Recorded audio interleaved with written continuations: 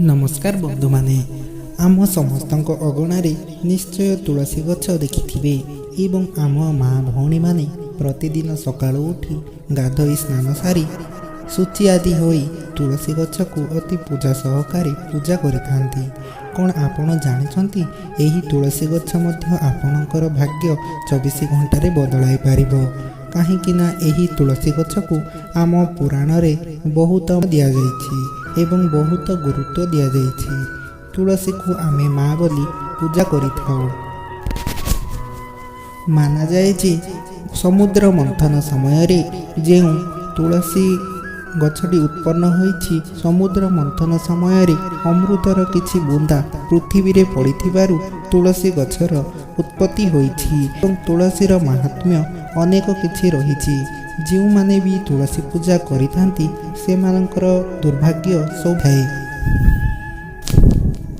एवं तुलसीर एमिति भी प्रयोग रहिछि जे जदि आपणको केही नजर पकाइछंती किंबा आपणको घर रे नकारात्मक शक्ति को मध्य बाहर करिबारे सहायक होइथाय एही तुलसी गछ एवं एही तुलसी गछ आपणको घर को धन सुख समृद्धि आनी थाए जदि आपण एहाकु ठीक जगार लगाई पूजा विधि करती।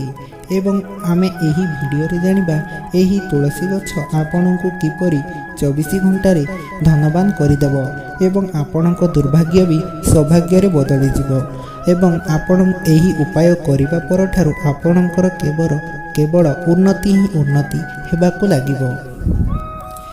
तेबे बंधु माने विलंब न करी भिडियोटी स्टार्ट करने पूर्व जदि आपण आम चैनल रे नुआ करी आसिछंती तेबे चैनल टी को सब्सक्राइब करि नियंतु एवं पाखरे थिबा बेल आइकन को दबाइबा सहित भक्तिपूर्ण श्रद्धार सहित कमेंट बॉक्स रे लिखि दियंतु जय माँ तुलसी देवी, जहा द्वारा आपण को माता तुलसीर आशीर्वाद प्राप्त हेबा सहित घर को सुख समृद्धि आसीबो। तेबे बंधु माने तुलसी गछरे आमे मान्यता रही जे भगवान विष्णु एवं माता लक्ष्मींकर वास होइथाए एवं जो व्यक्ति भी एही तुलसी गछ को प्रतिदिन सकाळे एवं संध्यारे स्नान आदि सारी नीति नियम रे पूजा पाठ करिथाए तार नकारात्मक ऊर्जा दूर हेबा सहित मनस्कामना मध्य पूर्ण होइथाए।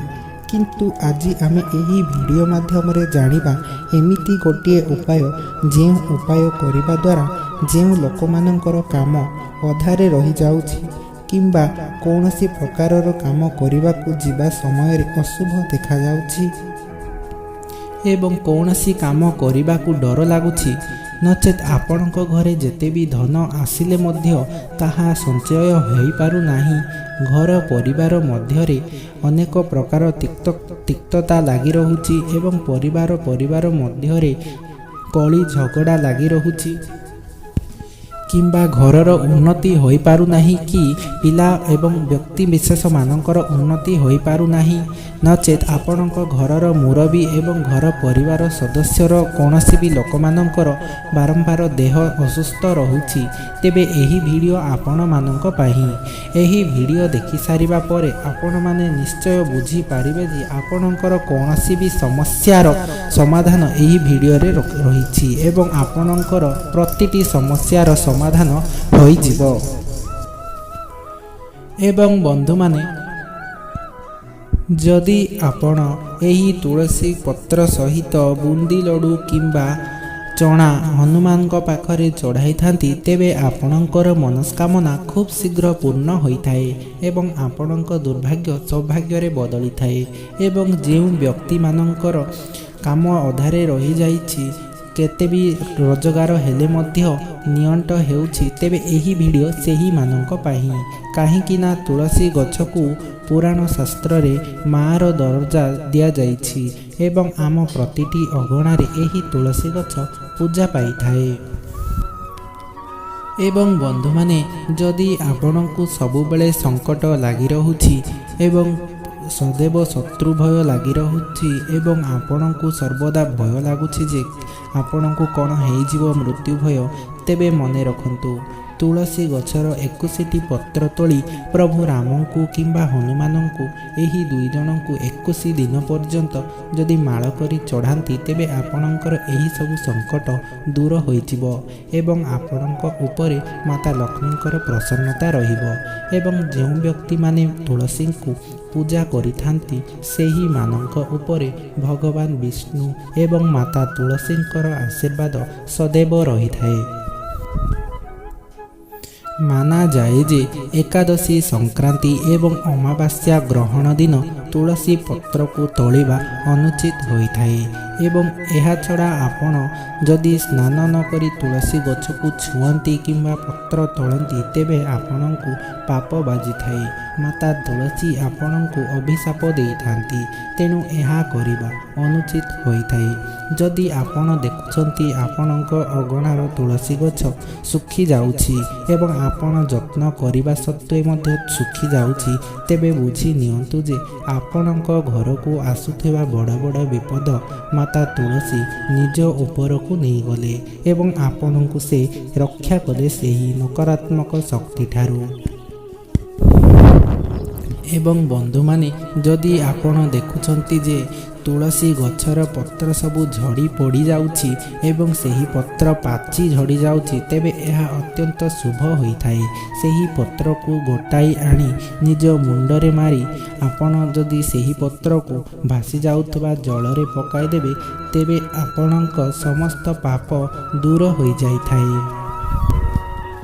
ଏବଂ ବନ୍ଧୁମାନେ, ତୁଳସୀ ଗଛକୁ ପୂଜା କରିବା ସମୟରେ ସବୁବେଳେ ମନେ ରଖିବା ଉଚିତ ଯେ ଆପଣଙ୍କ ମୁଖ ପୂର୍ବ ଦିଗ ପଟ ରହି ଆପଣ ତୁଳସୀ ଚଉଁରାକୁ ପୂଜା କଲେ ଆପଣଙ୍କ ପୂଜା ସଫଳ ହୋଇଥାଏ। ଏବଂ ବନ୍ଧୁମାନେ, ଏହି ଉପାୟ ପିଲାଠାରୁ ବୁଢ଼ା ପର୍ଯ୍ୟନ୍ତ ସମସ୍ତେ କରିପାରିବେ। ଯଦି ଆପଣ ସର୍ବସିଦ୍ଧି ଲାଭ କରିବା ପାଇଁ ଚାହୁଁଛନ୍ତି ଏବଂ ସବୁ କାମରେ ସଫଳତା ହାସଲ ସହିତ ଯଦି ଆପଣଙ୍କୁ ସବୁକିଛିରେ ଡର ଲାଗୁଛି, ଶତ୍ରୁ ଭୟଠୁ ଆରମ୍ଭ କରି କୌଣସି ବି ସମସ୍ୟାର ସମାଧାନ ଚାହୁଁଛନ୍ତି ତେବେ ଏହି ଉପାୟ ଆପଣମାନଙ୍କ ପାଇଁ। ତୁଳସୀ ଗଛର ମାହାତ୍ମ୍ୟ ଜାଣି ତ ସାରିଲେ, ଏବେ ଜାଣନ୍ତୁ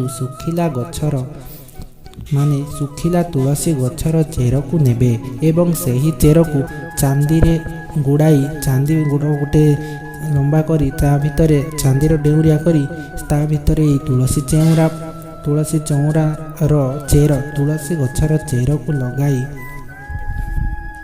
ସେଥିରେ ଲାଲ ସୂତା ଗୁଡ଼ାଇ ପ୍ରଭୁ ହନୁମାନଙ୍କ ଚରଣରେ ସମର୍ପଣ କରିଦିଅନ୍ତୁ ଏବଂ ଆପଣଙ୍କର ଯାହା ଅସୁବିଧା ତାହା ପ୍ରଭୁ ହନୁମାନଙ୍କୁ ଜଣାନ୍ତୁ ଏବଂ ପୂଜା କରନ୍ତୁ। ପୂଜା କରିସାରିବା ପରେ ତାହା ନିଜର ବାମ ଡେଣାରେ ନିଶ୍ଚୟ ଧାରଣ କରନ୍ତୁ କିମ୍ବା ବେକରେ ମଧ୍ୟ ଆପଣ ଧାରଣ କରିପାରିବେ।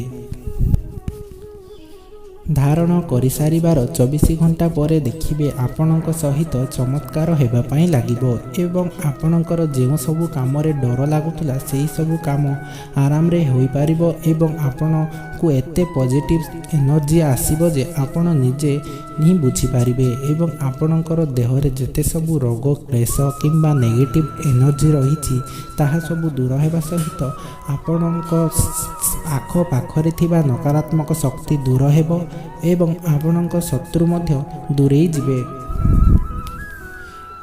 ଏବଂ ମାତା ଲକ୍ଷ୍ମୀଙ୍କର ଆଶୀର୍ବାଦ ସହିତ ପ୍ରଭୁ ବିଷ୍ଣୁଙ୍କର ଆଶୀର୍ବାଦ ମଧ୍ୟ ସदैବ ଆପଣଙ୍କ ସହିତ ରହିବ। ମନେ ରଖିବେ, ଏହି କର୍ମ କରିବା ସମୟରେ, ଏହି ଉପାୟ କରିବା ସମୟରେ ଆପଣ ସେହିଦିନ ଶୁଚି ସ୍ନାନ ଆଦି ସାରି ଆମିଷ ଭୋଜନ କରିବେ ନାହିଁ, ନଚେତ୍ ଏହା ଫଳପ୍ରଦ ହେବ ନାହିଁ। ଆମେ କୌଣସି ବି ଉପାୟ କରୁନା କାହିଁକି, ସେଥିପାଇଁ ଆମକୁ ନିର୍ମଳ ମନର ସହିତ ଭଗବାନଙ୍କ ଉପରେ ବିଶ୍ୱାସ ରଖି କରିବା ପାଇଁ ପଡ଼ିଥାଏ, ନଚେତ୍ ତାହା ଫଳପ୍ରଦ ହୋଇନଥାଏ। ଆଶା କରୁଛି ଭିଡ଼ିଓଟି ଆପଣଙ୍କୁ ଭଲ ଲାଗିଥିବ। ଭଲ ଲାଗିଥିଲେ ସେୟାର ଆଣ୍ଡ ଲାଇକ୍ କରିବା ପାଇଁ ଜମାରୁ ଭୁଲିବେନି। ଧନ୍ୟବାଦ।